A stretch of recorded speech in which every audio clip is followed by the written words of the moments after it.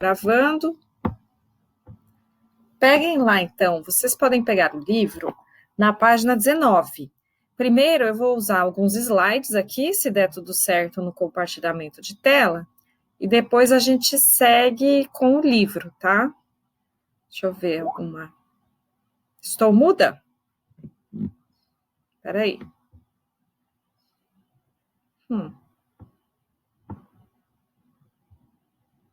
Continua mudo? Estranho.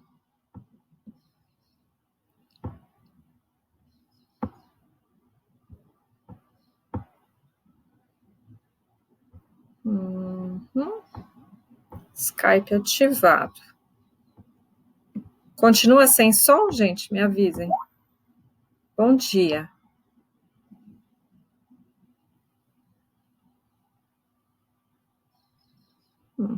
Interessante. Tá normal agora? Ah, beleza. Pode ser que tenha dado uma falhada. Caio, tá ouvindo? Estão todos ouvindo? Então, eu vou compartilhar uma tela aqui, aí vocês vão me dizer se vocês estão enxergando, tá bom?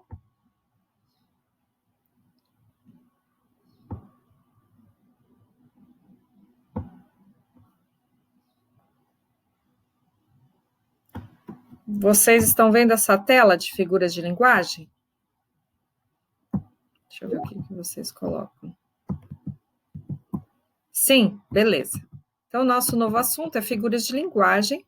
Prestem atenção que nós temos mais figuras de linguagem aqui no slide do que no livro, tá? Então, algumas que não foram colocadas no livro, depois elas são... Só o Caio que não consegue ouvir? Me deem um ok aí. É? Caio, deve ser algum problema...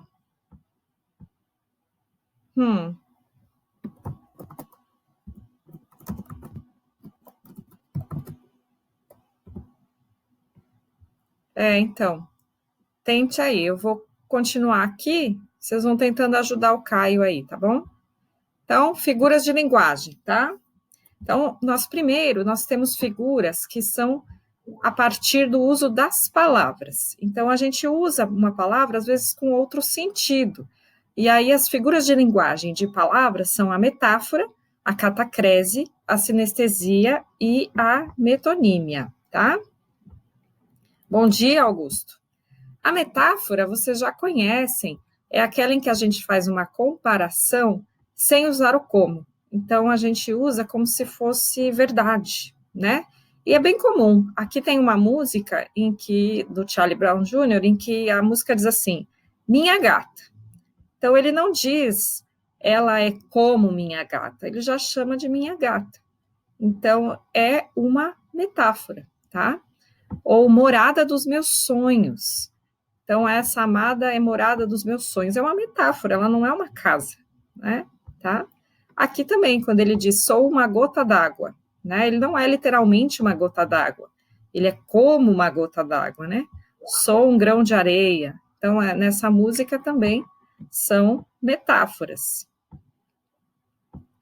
E aqui, talvez eu serei as cordas de um varal, né? É outra metáfora, ele não vai ser literalmente cordas de um varal, tá? Então, a metáfora nós usamos muito, até quando a gente xinga ou elogia alguém. Ela é uma princesa, é uma metáfora, né? Ou se a gente usar negativamente. Deixa eu... Ih, travou meu... Aí. A catacrese é quando nós não temos um termo para denominar alguma coisa, e aí nós usamos uma metáfora, só que, como não há outra forma de falar, ela se torna fixa, a gente usa sempre. Então, isso a gente chama de catacrese. Não deu? Não sei como ajudar o Caio, gente. Se vocês souberem como ajudar o Caio, tá? Então, no caso aqui, nós temos alguns exemplos, né? Não se sente no braço do sofá. Nós não temos outra expressão, mas não é um braço do sofá. Então, é uma metáfora que virou uma catacrese, a asa da xícara, a maçã do rosto, a batata da perna, o pé da mesa, a coroa do abacaxi, e até alguns verbos, por exemplo, quando a gente diz embarcar, embarcar originalmente significava entrar num barco. E hoje em dia a gente usa para embarcar no trem, no avião, em qualquer lugar. Então, como é que a gente entra e embarca num avião, né? Mas é porque não tem outro termo. Então, ficou esse termo consagrado. A sinestesia é a mistura dos 5 sentidos. Quando a gente faz uma mistura para expressar alguma coisa mais poética. Por exemplo, nessa frase, Carolina tem um olhar docemente musical. Então, eu usei 2 coisas que não tem nada a ver com o olho. Como é que o olho é doce, né? Não tem como. O doce é um outro tipo de sensação. E um olhar musical, que é uma coisa auditiva. Então, a gente misturou os sentidos. Um grito áspero, né? O áspero é uma coisa do tato, e o grito da audição. No silêncio escuro, então eu usei um som com uma cor. Então, misturas dos 5 sentidos. A metonímia, existem muitas formas de metonímia, né? A metonímia, em geral, a gente diz que é quando a gente pega uma parte pelo todo. Então, aqui tem alguns exemplos. Por exemplo, quando a gente diz, gosto de ler, um grito áspero, seria tipo, né? Alguma coisa assim, Otávio. Gosto de ler Machado de Assis. Na verdade, eu não leio o morto lá, né? Eu leio os livros dele. Então, eu faço uma substituição. Ou se a gente disser, por exemplo, nessa frase aqui, não te afastes da cruz. Na verdade, não é da cruz, literalmente, é da religião. E Sócrates bebeu a morte. Na verdade, ele bebeu um veneno. Então, moro no campo e como do meu trabalho. Você não come do seu trabalho, você come do que você produz. Então, quando a gente diz até bebeu o cálice todo, a pessoa não bebe o cálice ou copo, ela bebe o líquido que está nele, né? É a mesma coisa quando você diz comi todo o prato, você não comeu o prato, você comeu a comida do prato. Essa figura de linguagem também é aquela em que a gente usa a marca em lugar do produto, né? Tipo, ela adora Danone. Danone é uma marca, não é o que ela gosta do iogurte. Ou quando a gente faz generalizações, tipo, o homem foi à Lua. Então, quem foi à Lua, na verdade, foram alguns astronautas, mas a gente quer generalizar, como se toda a humanidade tivesse chegado lá. Então, assim, vários exemplos aqui de metonímias. E aí nós temos outras figuras que são as de construção, ou de sintaxe, né, da forma da frase. E aí vocês vão ter só 2 aqui. A anáfora, que é a repetição. Então, aqui, ele, né, quando a gente repete, ou aqui, ó, nos poemas, isso é bem comum. Se você, se você, se você, se você, se você, se você. Então, não precisa ser uma palavra só, pode ser um conjunto, tá? E aqui, você, você. Então, um trecho de um poema em que há muitas repetições. Então, anáfora é essa repetição. Aqui, nessa música, tem cada, né? Cada. Então, muitos cadas se repetindo, tá? O pleonasmo, vocês sabem, acho que é a característica da redundância, né? Então, tanto pode ser uma repetição muito enfática, como pode ser esse tipo de construção aqui, ó. Há muitos anos atrás, porque o há já diz que passou muito tempo. Então, muitos anos atrás é uma redundância, é um pleonasmo. Ou quando nós dizemos assim, vamos subir para cima, ou cair para baixo, né? São as redundâncias. Das figuras de pensamento, são as que nós temos mais. Nós temos a antítese, a ironia, o eufemismo, a hipérbole, a prosopopeia, a gradação e o paradoxo. Então, a antítese, deixa eu só dar uma olhadinha no chat, tudo certo? Vocês, nenhuma dúvida por enquanto? Não? Então, vou continuar aqui, tá? A antítese é uma oposição de ideias, uma mera oposição de ideias, numa mesma frase. Então, eu posso dizer amor e ódio, alegria e tristeza, Então, são opostos, noite e dia, né? E as músicas exploram isso também. Aqui, por exemplo, cedo ou tarde, né? Uma antítese, dois opostos. Já o paradoxo é quando nós usamos duas coisas que não conseguem combinar juntas. Então, são uma oposição de ideias. Então, aqui, ele quer provar para todo mundo que não precisa provar nada para ninguém. Então, essa é uma ideia paradoxal. Ou aqui, guerra e paz. Tipo, a gente faz guerra para ter paz. Uma ideia contraditória, paradoxal. Aqui, todos os dias antes de dormir, lembro e esqueço. Então, não é possível você lembrar e esquecer. É uma ideia paradoxal. A ironia é quando a gente expressa geralmente o contrário, né? E a gente usa muitas ironias na fala. Nossa, não é encantador o trânsito de São Paulo? Até que agora, na quarentena, pode ser que esteja, mas geralmente não é, né? Aí tem uma frase famosa no Machado de Assis, em que ele diz que a Marcela amou o personagem, né, durante 15 meses e 11 contos de réis, quer dizer, até acabar o dinheiro dele, aí acabou o amor. Então, é uma ironia, na verdade, ela não o amava, né? Aqui o Manuel de Barros faz uma ironia, me elogiaram de imbecil, né? Ninguém elogia de imbecil. A hipérbole é o exagero, quando alguém exagera muito, e isso é muito típico de poemas de amor, né? Faria isso milhões de vezes. Vou chorar rios de lágrimas. Me fiz em 1000 pedaços, quer dizer, são os exageros aí. A prosopopeia também pode ser chamada de personificação.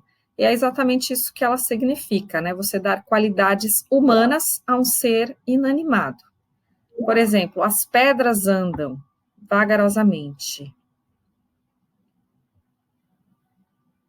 Ah, só exageros. A gente exagera também quando diz assim, estou morrendo de fome. Na verdade, a gente está com fome, mas não está morrendo de fome, né? Ou aqui, a floresta gesticulava nervosamente. Cuidado quem está com o microfone aberto.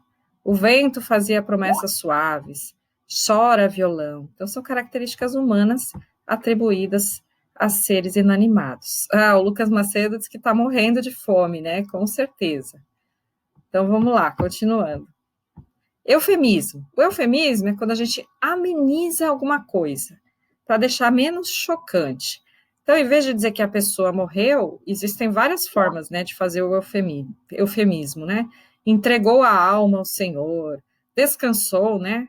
Muito comum as pessoas dizerem, ele descansou.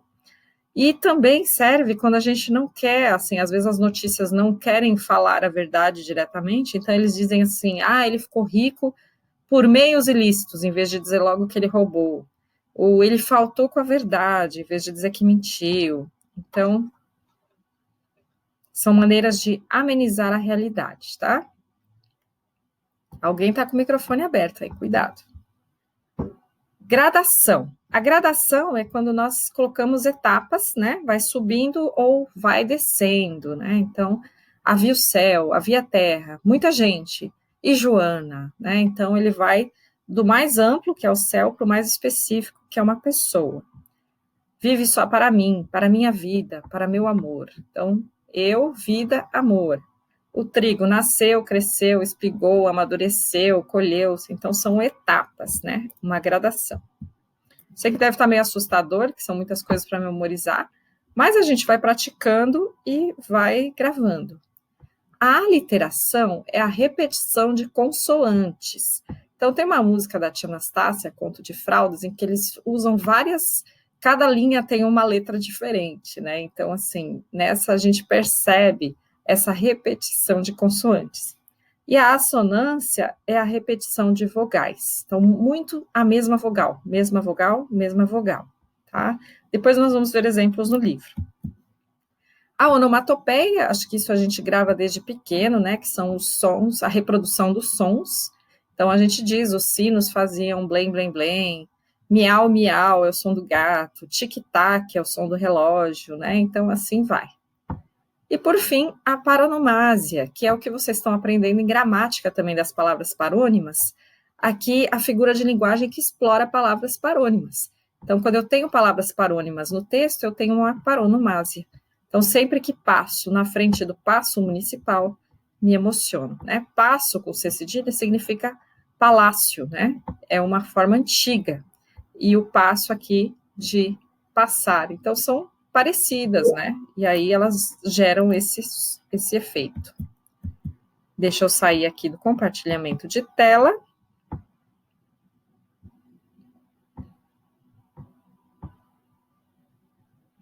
Tic-tac é o nome de uma bala,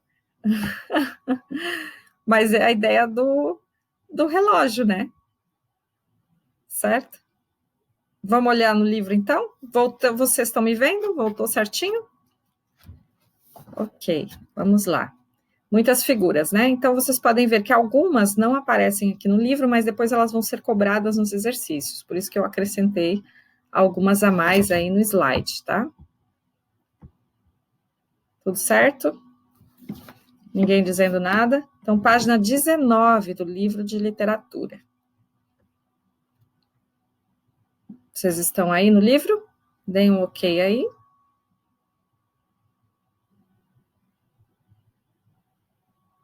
Ok.